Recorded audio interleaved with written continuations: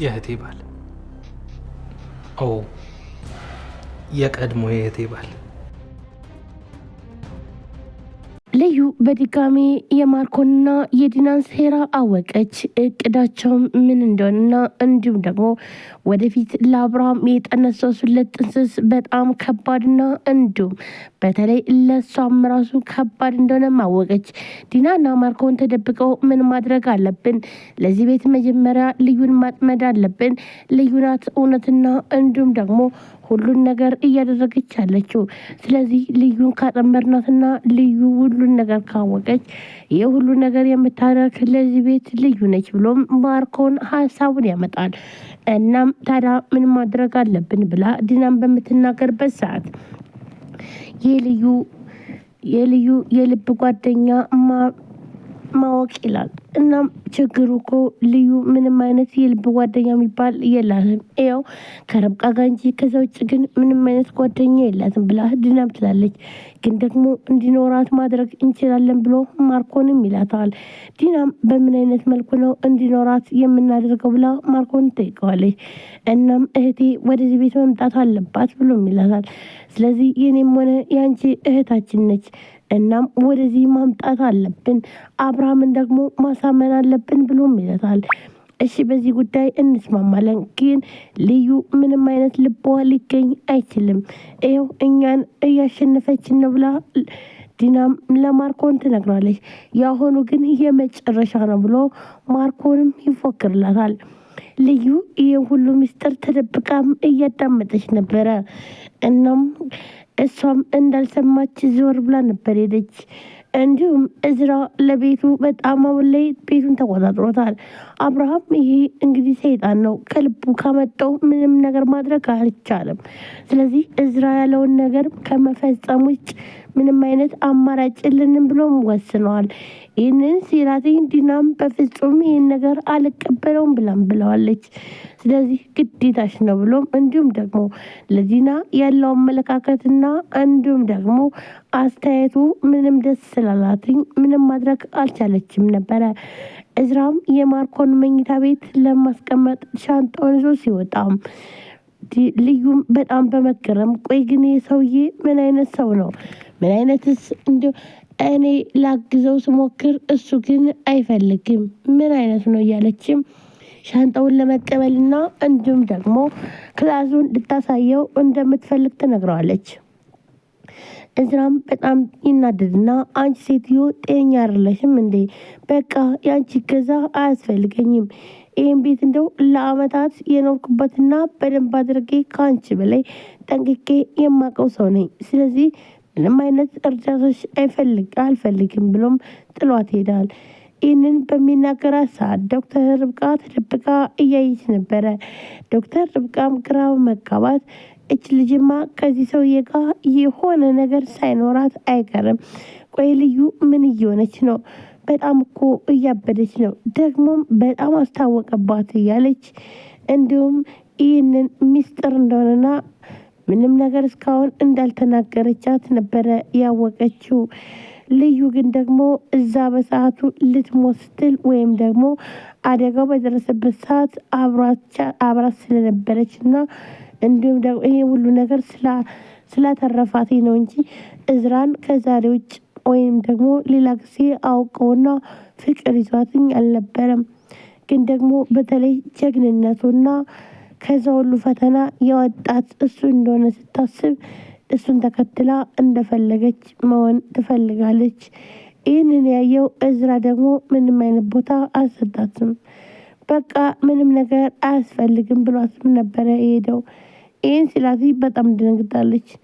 ቆይ ምን አይነት ሰው ነው ይሄ? አረመኔ ነገር ነው እንዴ? ምን ማለት ፈለው? እኔ እሱን ለማገዝ እየሞከርኩኝ እሱ ግን አነጋገሩ ራሱ በጣም ያስጠላል ብላ በጣምም ትናደድበታለች።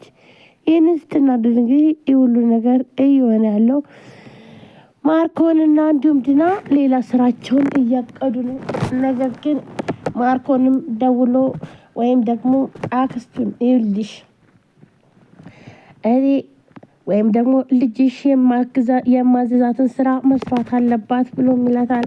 እናም ከነ ዲና ቤት ወይም ደግሞ አብርሃም ቤት ገብታ እኔም ማደርግ እምላትን ሁሉ ነገር መስራት አለባት ብሎም ሲል እባክህን ተወኝ፣ ምንድነው ቆይ አንተ ግን የማትተወኝ ልጄን ተዋቴ ብላ ብትለምናትም ለህይወትሽን አደጋ ላይ ከመጣል ከፈለሽ እሺ ይሁን፣ ግን ደግሞ እገላቸዋለሁ አንቺንም ሆነ እሷን፣ በቃ ይሄ ነው አጠይፈተው ብሎም ይላል። እንዲሁም በጣም በመደንገጥ ቆይ ግን ምን አይነት አረመኔ ብትሆነው ግን እንደዚህ የምትሆነው ብላ በጣም ታዝናለች። ነገር ግን ይኸውልሽ እምልሽ ነገር አሁን አድርጊ አሁኑኑ ብሎም ይላታል። ምንም አይነት አማራጭ አልነበራትም። ልጅቷን በጣም ደነገጠች። ቆይ እንዴት ነው እጄ እዛ ውስጥ የምሰራው? እንዱስ ደግሞ የወንጀል ተባባሪ ስለምን ሆናለሁ ብላ ነበረ በጣም የተናደደችው። ግን አማራጭሽ ይሄ ነው በማለት ትገቢያታለሽ ተብላ ነበረ። እናም እሷም ወደ ቤት ከሄደችም በኋላ ከልዩ ጋር ለመግባባት ትሞክራለች።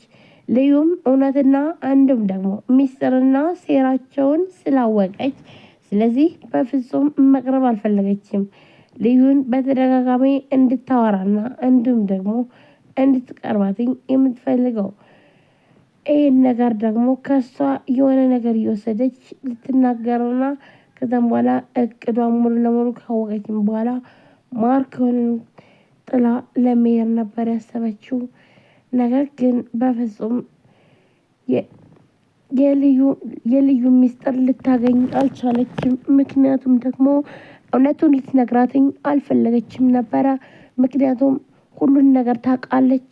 እናም ሚስጥራቸውን ሁሉ የማርኮንና እንዲሁም ደግሞ የዲና ሴራ እንዲሁም ራሷ ልዩን ለማጥመድ እንደሆነም ስላወቁ ነበረ። ልዩ ለማንኛውም ሰው በጣም ቦታ ትሰጣለች። እንዲሁም ደግሞ ቤት ሲመጡም በጣም ታስተናግዳለች። ሲቀጥል በሚያድሩበት ሰዓትም መኝታቸውን ታስተካክላለች። ግን ለዚች ልጅ ምንም ነገር አላረገችላትም ነበረ። ምክንያቱም እዚህ ቤት የመጣችው እሷን ለማጥቃት ስለሆነ ስለዚህ በተደጋጋሚ ለማውራት ጀመረች። ምንም ነገር ልትመልስላት አልቻለችም። በቃ ይህ ነገር ያናደዳትኝ ቆይ እንደዚህ ብዬ ነው ወይ ታዲያ ሁሉን ነገር አጣርቼ የሚሰጠው ምን አይነት ፈተና ውስጥ ነው የገባሁት በማለትም ትበሳጫለች። ዲና አሁን ላይ በተለይ ደግሞ እዝራ ወደ ቤት መጥቶ በተለይ አለቃነት ስላጫወተው በጣም ተበሳጭታለች።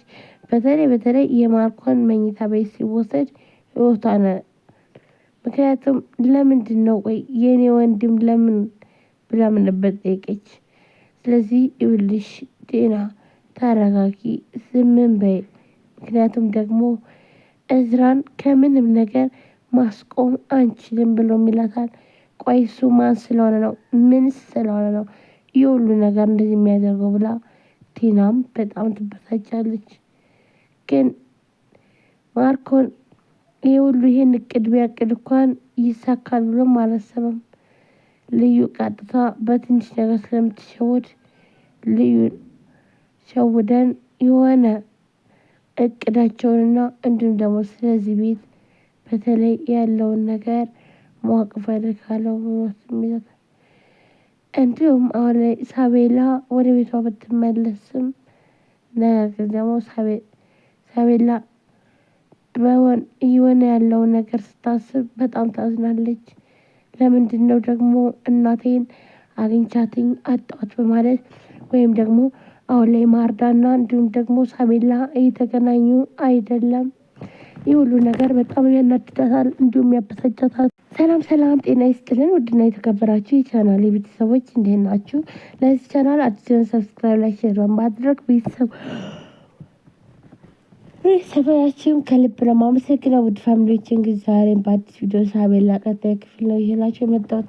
ሁላችሁም ቪዲዮ ላይ ሼር ሰብስክራይብ ስለምታደርጉ ከልብ አመሰግናለሁ። እንዲሁም አዲስ ከሆናችሁ ሰብስክራይብ አድርጋችሁ የደወል ምልክቱን መጫናችሁን አትርሱ። በየጊዜው በሰዓቱ አዳዲስ ቪዲዮዎችን ይዘን የምንቀርብ ይሆናል ማለት ነው። ከእናንተ